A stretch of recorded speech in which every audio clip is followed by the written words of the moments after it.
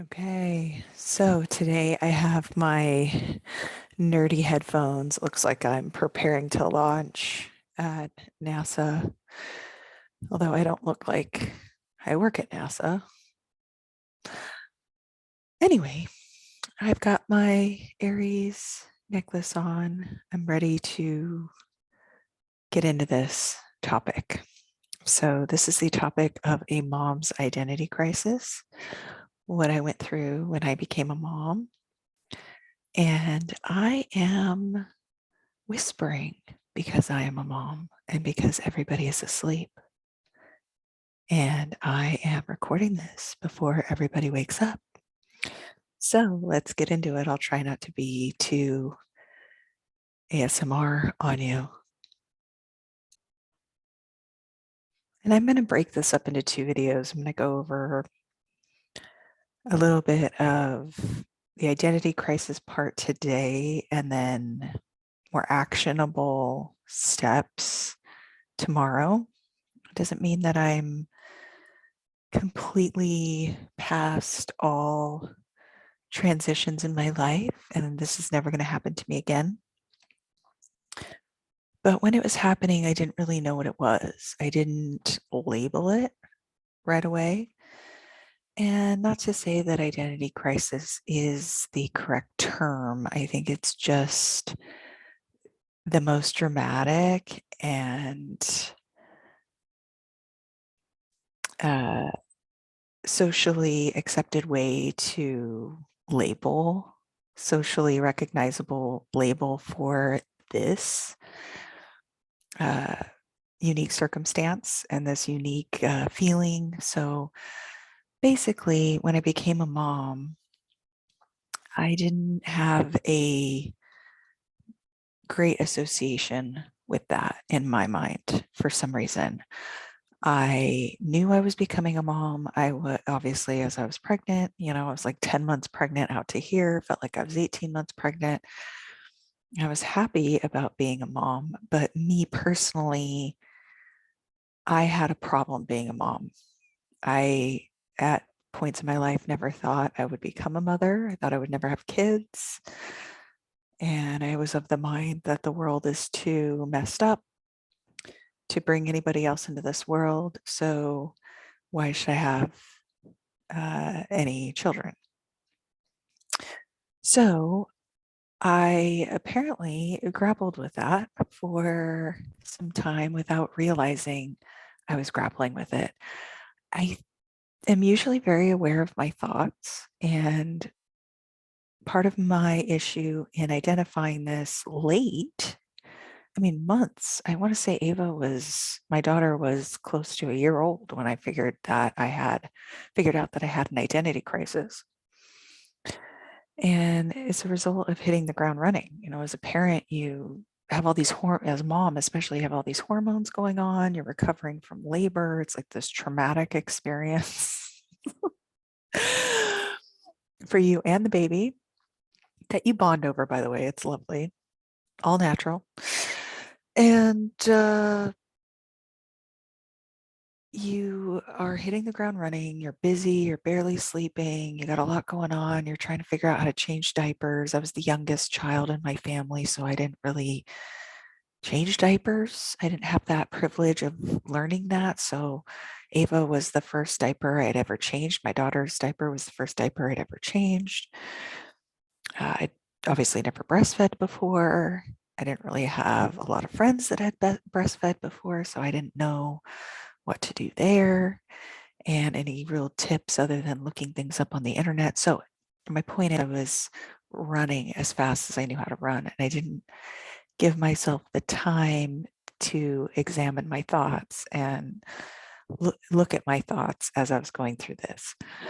So I thought this was a cute cartoon, Identity Crisis, and the kitty is saying, "Mrr." I think it's a great, cute little caption here. An identity crisis is just saying, who am I? To yourself, you're not feeling like you belong in the clothes that you have on. You have these clothes that you're wearing in this new identity, and it doesn't fit. It doesn't feel right. It doesn't feel like yourself. And figuring out why. why you have those feelings and why you aren't being yourself and why you're rejecting this new identity.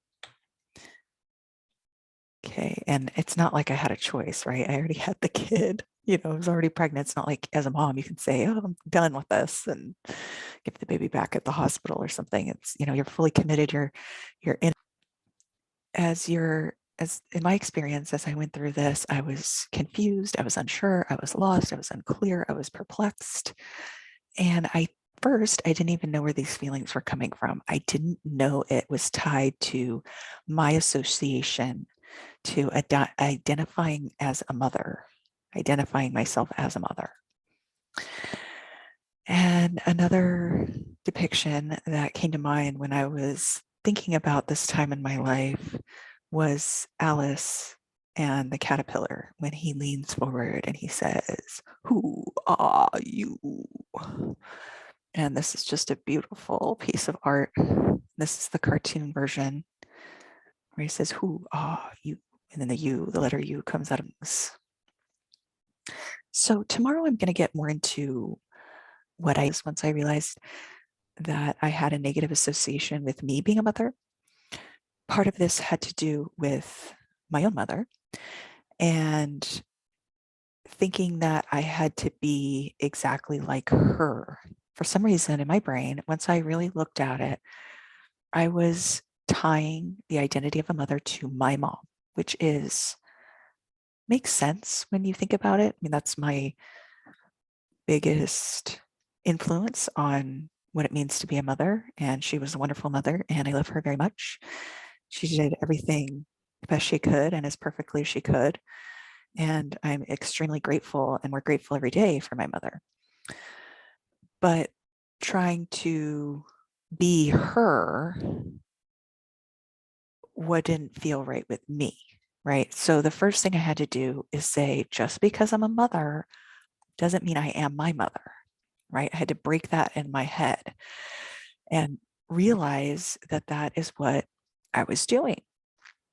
I thought that I had to be and act, or deep down in my subconscious, for some reason, I was tying being my mom to and becoming her as me becoming a mother. And at that point, I had to realize, I had to tell myself, I had to think the new thought of, I can be whatever kind of mother I want to be. I can do this however I think is best. I don't have to try to think about what my mom would have done, although I do, and that's very useful. But it was, again, looking at my life like a blank canvas and saying, taking my power back, and instead of trying to be someone else, going and being myself, right? Because we are not meant to be try to act like other people. We are supposed to be the best versions of ourselves.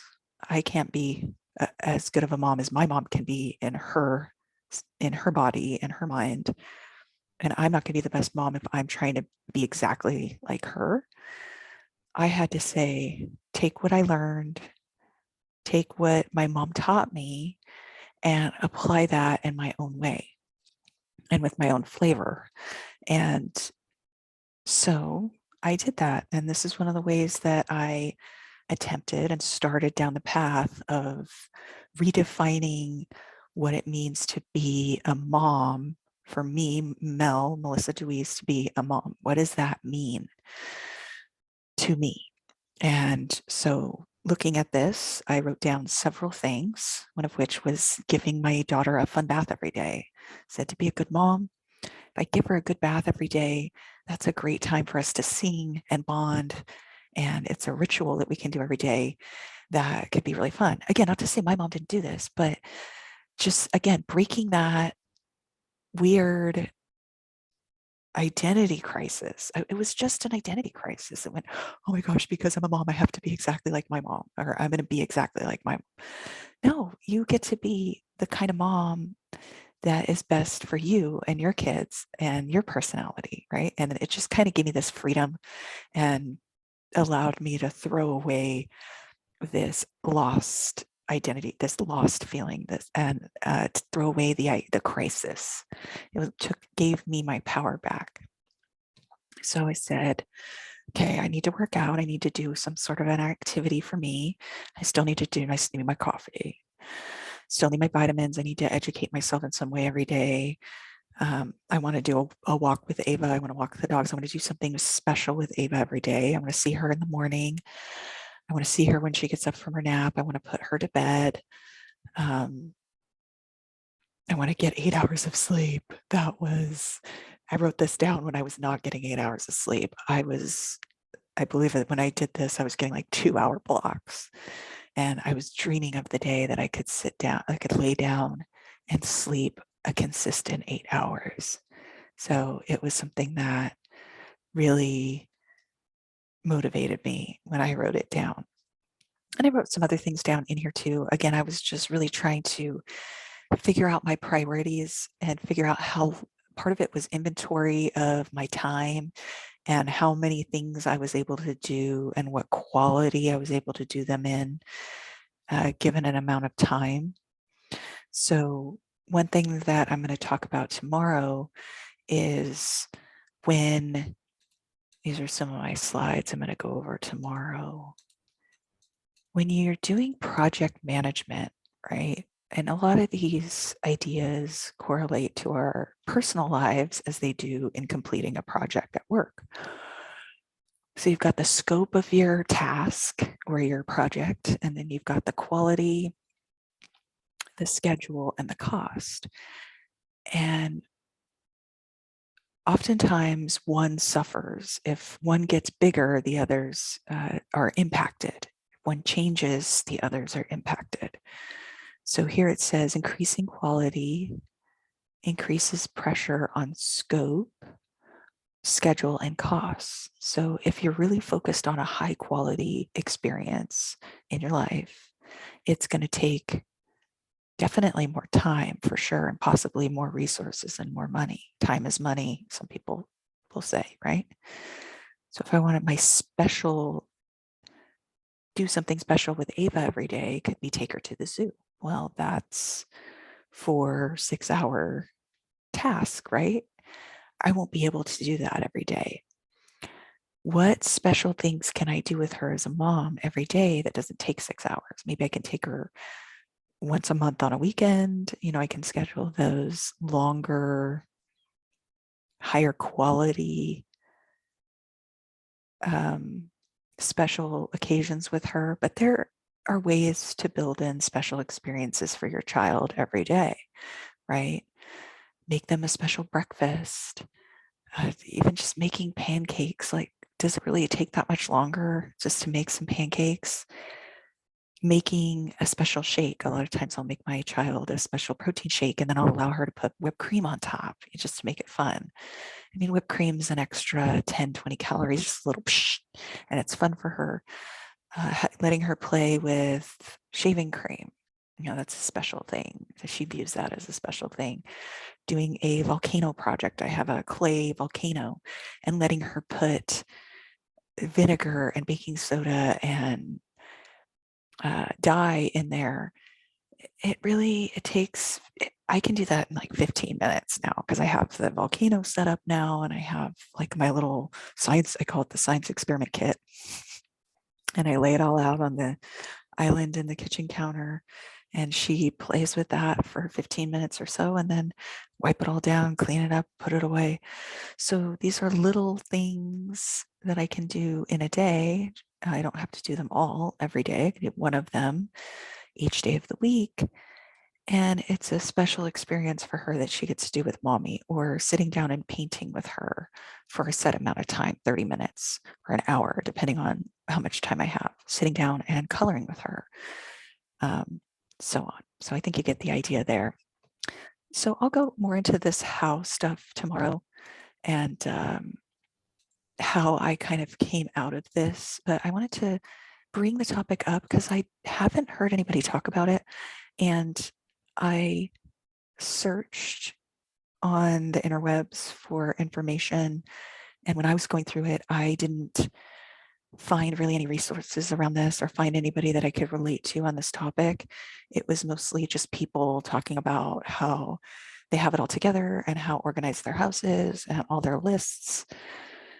And I get it. That's a great strategy when you're managing a household, when you're a stay-at-home mom and you have a bunch of kids, and you do have to provide those lists of chores and make those lists for your kids to follow. I think that's a wonderful, wonderful operation strategy, because you're treating your house like a business, and you're like, the mom's like the operations manager, really. I mean, they're managing the kids, they're managing the food, they're managing a lot of times the bills. It's a huge endeavor, especially with multiple children, where I just have one. And I'm sure at some time I will have maybe some checklists for her when she gets older and we get to that part.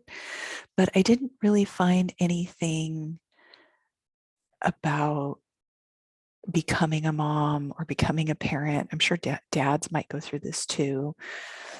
So I wanted to put my experience out there. Hopefully this helps someone. Please let me know in the comments if you identify with this at all, or have been through a similar experience, an identity crisis of some sort. Share the video with somebody that you think will benefit from hearing this. I'm going to have another one tomorrow, so like and subscribe, hit the bell notification so that you're notified when tomorrow is released. And I'll see you then. All right, thanks for hanging out with me.